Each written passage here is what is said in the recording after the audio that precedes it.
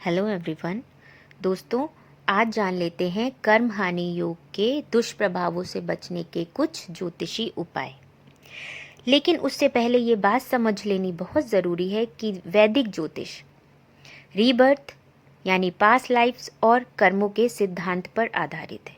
इसलिए हमारे जीवन में ये जो भी घटनाएं हो रही हैं या हमारी कुंडली में कोई दोष है तो उसका कारण कोई और नहीं, हमारे ही किए वो नेगेटिव कर्मा हैं जिन्हें हमने किसी लाइफ में कंप्लीट किया है और ये है उनका आउटकम। हम सबको ये पता है कि ये हम मनुष्यों का जो जीवन है, ये जो अर्थली लाइफ है, वो कर्मों के पहियों पर चलती है। इसलिए कर्मों के शुद्धिकरण से बड़ा कोई महा उपाय हो ही नहीं सकता है। तो अपने कर्मों पे ध्यान रखें।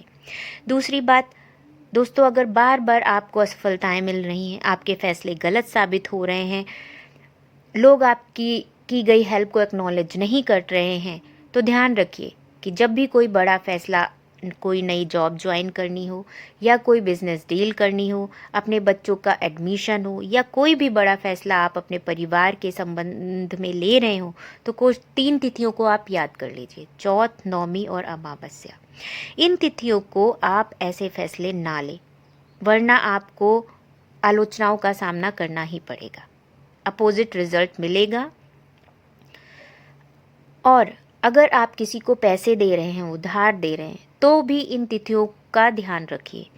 आपको मेहनत पड़ेगी, जाकर कैलेंडर को देखना पड़ेगा, ध्यान रखना पड़ेगा, लेकिन रखिए। क्योंकि अगर आपने ऐसा किया तो जब कभी आप अपना ही पैसा वापस मांगेंगे तो आप समझ लीजिए ऐसा होने वाला है कि पैसा तो वापस नहीं मिलने वाला, बल्कि जिसको दिया है वो ऐसे ट्रीट करेगा, ऐसे लगेगा जैसे आपने नहीं, उसने आपको उधार दिया था। तो इन तिथियों का ध्यान रखें।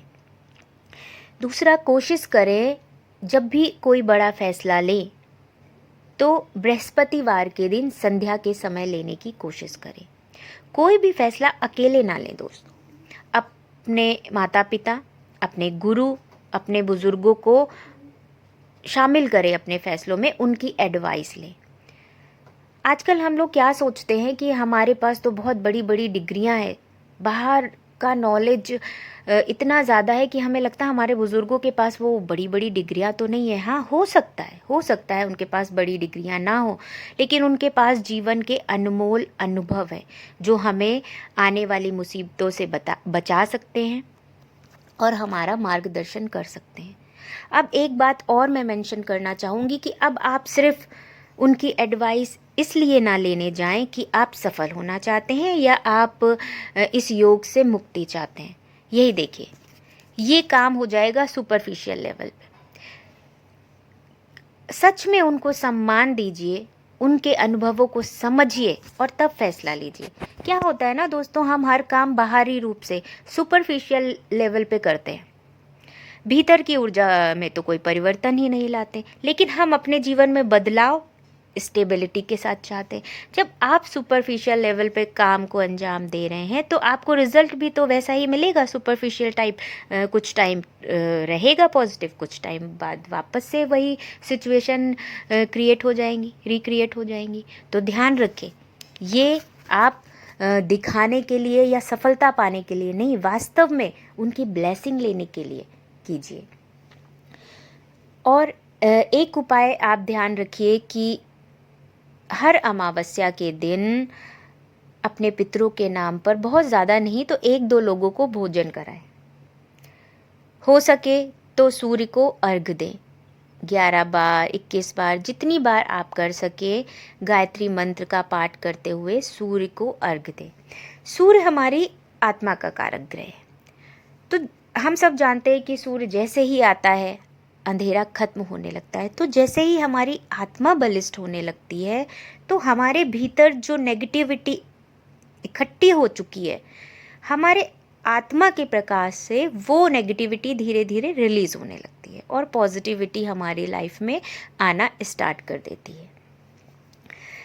एक बात याद रखिए कि जब भी आप बहुत इमोशनल हो रहे हो तो कोई भी फैसला ना लें, चाहे वो छोटा हो या बड़ा हो। क्योंकि जब आप बहुत इमोशनल होते हैं तब आपका चंद्रमा, मून बैलेंस में नहीं होता है। अब आप सोचिए, जब आप किसी इम्बैलेंस की स्थिति में कोई फैसला ले रहे हैं तो उसका जो रिजल्ट होगा वो बैलेंस कैसे होगा। तो कोशिश करें, आप गुस्से में हो, इमोशनल हो, तो कोई भी फैसला ना लें। चंद्रमा हमारे मन का कारक भी है और हमारे भाग्य का भी कारक माना जाता है कहीं ना कहीं। तो दोस्तों, होपलेस ना हो। आप जब डिप्रेस्ड हो या आप बहुत ज़्यादा निराश हो चुके हो तो 2 मिनट रुके, खुद पे विश्वास करें, अपने भीतर आशा जगाएं और आगे की तरफ देखें, पॉजिटिविटी के साथ आगे बढ़े। जैसे ही आप होप रखते हैं और पॉजिटिविटी को आगे रख के सोचना स्टार्ट करते हैं, उसी वक्त चंद्रमा की स्थिति अच्छी होना स्टार्ट हो जाती है। तो इन बातों का ध्यान रखें।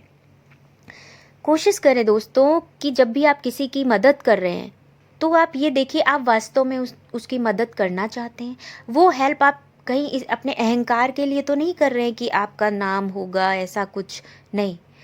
और आप जिसकी हेल्प कर रहे हैं वो हेल्प किस चीज़ की मांग रहा है, कहीं ऐसा तो नहीं आप उसकी मदद करके किसी बुरे कर्मा में इंडल्ज होने जा रहे हैं, आप किसी बुरे कर्म के फल के भागीदार बन जाएंगे फिर। तो कोई आपसे हेल्प मांगे तो 2 मिनट रुके, सोचें, विचारें, तब हाँ कहें। तुरंत इंस्टेंट यस कहने की ज़रूरत नहीं है। एक चीज़ अपने व्यवहार में आप शामिल कर लीजिए कि लोगों को क्रिटिसाइज करना बिल्कुल बंद कर दीजिए। अपने काम पर फोकस कीजिए। लोग आपकी आलोचना कर भी रहे हैं तो करने दीजिए, ये उनका कर्मा है। उनकी नेगेटिव एनर्जी में आप खुद को इंडल्ज मत कीजिए। कोई भी फैसला लें तो ईगोइस्टिक होकर और ओवर कॉन्फिडेंस में ना लें। शांति से सोचें, विचारें, तब आगे बढ़ें। और दोस्तों, माता पिता ही नहीं, आपका जीवन साथी भी आपके जीवन में उतना ही महत्व रखता है। हमारे जीवन में जो भी रिश्ते परमात्मा ने हमें दिए हैं वो हमारे कर्मों का वो परिणाम है, कुछ अच्छे कुछ बुरे, ठीक है। उन रिश्तों को संभालें, अपने लाइफ पार्टनर को भी सम्मान दें, उनको भी अपने फैसलों में शामिल करें। अगर आप स्त्री की कुंडली में देखें तो गुरु पति है, पुरुष की कुंडली में देखें तो शुक्र पत्नी है। शुक्र जो कि धन, यश, वैभव इनका कारक ग्रह है। गुरु मान, सम्मान, अच्छे रिलेशनशिप, फाइनेंस का कारक ग्रह है। तो जब आप इस तरह करते हैं तो ये दोनों ग्रह बैलेंस हो जाते हैं। तो कोशिश करें अपने लाइफ पार्टनर की सलाह को भी अपने फैसलों में शामिल करें। दोस्तों, एट द एंड मैं यही कहना चाहूँगी कि जब हम पूजा करने जाते हैं तो हम कितना ध्यान रखते हैं। हम ध्यान रखते हैं कि हम स्वच्छ होने चाहिए, हमारे कपड़े स्वच्छ होने चाहिए, हम जहाँ पूजा करने जा रहे हैं वो जगह भी एकदम स्वच्छ होनी चाहिए। क्यों? क्योंकि हमें लगता है ईश्वर हमसे नाराज़ ना हो जाए। लेकिन अगर वहाँ थोड़ी कम सफाई होगी तो चलेगा, क्योंकि ईश्वर मन देखता है, आपकी भावना देखता है। लेकिन जब हम कर्म करते हैं, अगर हम तब इतना ही प्योरिटी का ध्यान रखें तो मुझे लगता है कि ना तो कोई नेगेटिव कर्मा क्रिएट होगा और ना ही कोई आउटकम आपके जीवन में आएगा। तो कोशिश करिए कि अपने कर्मों के शुद्धिकरण पे ध्यान रखें।